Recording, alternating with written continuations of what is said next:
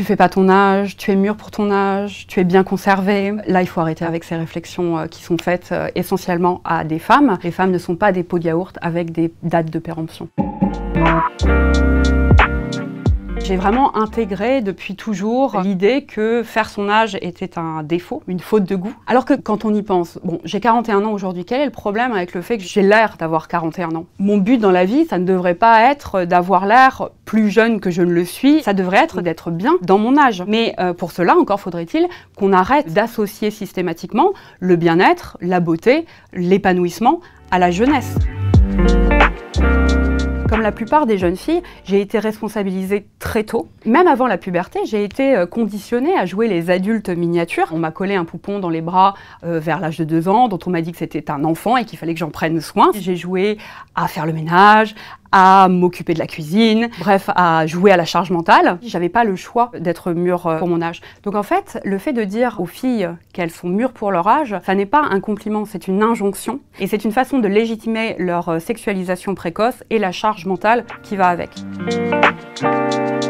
On peut dire ça à un homme aussi, on peut lui dire qu'il a pris un coup de vieux, mais objectivement, c'est plus une remarque qu'on fait aux femmes. Les standards esthétiques en matière de signes du vieillissement ne sont pas du tout les mêmes chez les hommes et chez les femmes. Aucun homme n'a jamais eu à assumer ses rides ou ses cheveux blancs, tout simplement parce que c'est pas considéré comme des défauts. Alors que souvent, les rides ou les cheveux blancs sont considérés comme des signes de laisser-aller chez les femmes. Ça n'est jamais un atout de séduction, comme ça peut le devenir chez certains hommes.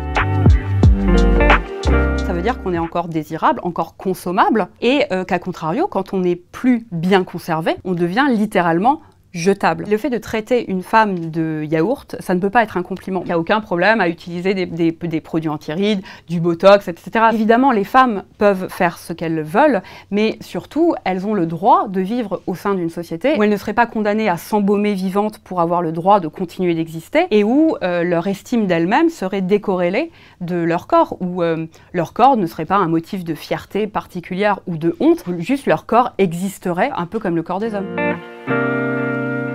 Le fait de dire c'est la ménopause, c'est encore une fois une façon de renvoyer l'identité des femmes à leur utérus. On continue de féliciter les jeunes filles à leur première règle en leur disant « bravo, tu es une femme maintenant ». Mais en fait, cette phrase implique que quand on n'a plus nos règles, on devient quoi ?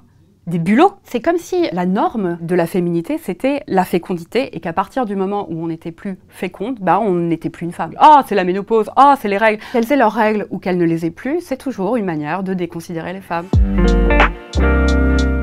Alors évidemment, c'est une chance de vieillir, il y a des gens qui n'ont pas cette chance, malheureusement ils disparaissent trop tôt. Mais c'est une chance qui n'est pas également répartie et qui n'est pas universelle. Le fait de vivre au sein d'une société qui présume qu'une personne âgée est par nature incompétente, fragile, lente, réactionnaire, ça n'est pas vraiment une chance. Et c'est pas vraiment une chance d'être infantilisé au fur et à mesure qu'on vieillit. Je me suis rendu compte que plus mes grands-parents vieillissaient, plus ils étaient infantilisés par les adultes, plus ils étaient vraiment traités comme des enfants, c'est-à-dire qu'on leur disait de faire attention, de pas manger ci, d'aller se reposer. C'est pas une chance de redevenir mineur et d'être considéré comme un mineur, alors que, jusqu'à preuve du contraire, on reste adulte de 18 ans jusqu'à sa mort.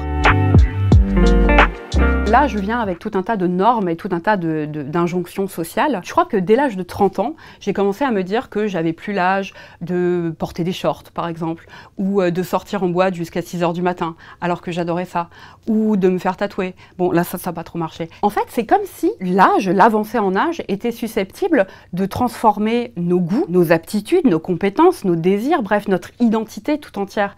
C'est horrible, parce que ça veut dire que à la fin de notre vie, on n'est plus humain en fait, on n'est plus nous, on a complètement disparu à l'intérieur de nous-mêmes. Ça n'est pas aux femmes d'adapter leur comportement à leur âge, c'est à la société de changer son regard.